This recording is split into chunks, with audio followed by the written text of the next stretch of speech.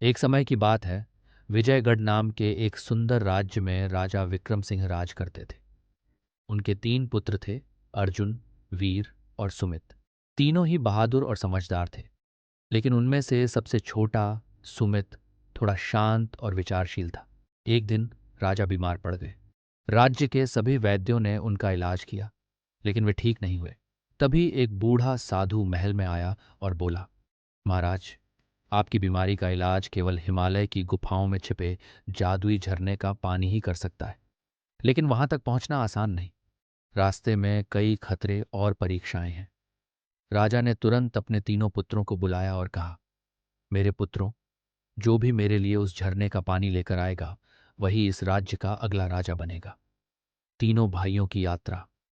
अगले दिन तीनों राजकुमार अपने अपने घोड़ों पर सवार होकर हिमालय की ओर चल पड़े।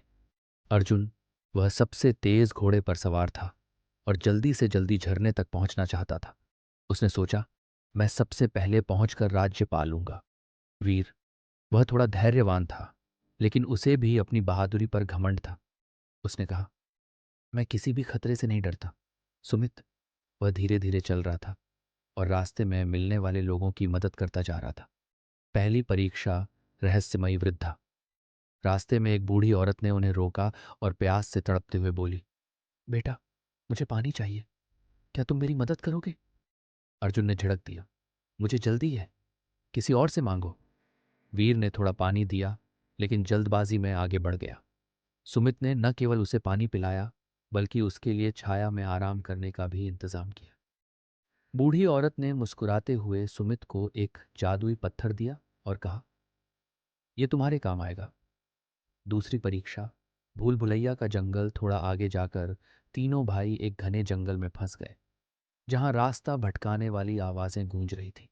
अर्जुन ने अपनी तलवार निकालकर जोर जोर से चिल्लाया, डरपोकों, मेरे सामने आओ। लेकिन वह गहरे जंगल में खो गया। वीर ने अपनी बुद्धि से रास्ता ढूंढने की कोशिश की, लेकिन वह भी एक ही जगह चक्कर काटने लगा। सुमित ने जादुई पत्थर को उठाया, जिससे एक रोशनी की रेखा बन गई। उस रेखा का पीछा करते हुए वह सुरक्षित जंगल से बाहर निकल गया। तीसरी परीक्षा, दैत्य का पहरा। जंगल के बाद एक विशाल पहाड़ी गुफा थी, जिसके सामने एक भयानक दैत्य खड़ा था। उसने गरज कर कहा, कोई भी अंदर नहीं जा सकता जब तक मेरी पहेली का जवाब नहीं देता। उसकी पहेली थी, वह क्या चीज है जो दौड़ती है पर कभी थकती नहीं, बहती है पर कभी रुकती नहीं? अर्जुन ने कहा, घोड़ा।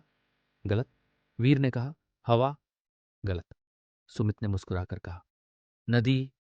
दैत्य ने सिर झुकाया और रास्ता दे दिया। जादुई झरने की खोज। अंदर जाकर सुमित ने देखा कि गुफा के बीच में एक चमकदार झरना बह रहा है।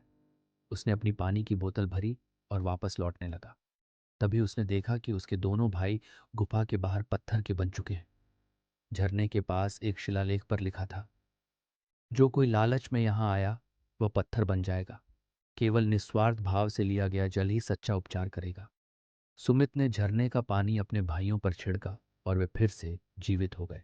वापसी और सच्ची जीत। तीनों भाई महल लौटे। राजा ने झरने का पानी पीकर स्वस्थ हो गए। जब उन्होंने पूछा, इस यात्रा में तुमने क्या सीखा?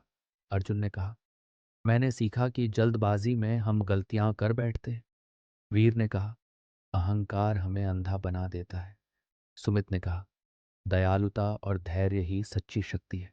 राजा ने मुस्कुराकर सुमित को अपना उत्तराधिकारी घोषित किया, क्योंकि उसमें नेतृत्व के सभी गुण थे, दया, बुद्धिमत्ता और धैर्य।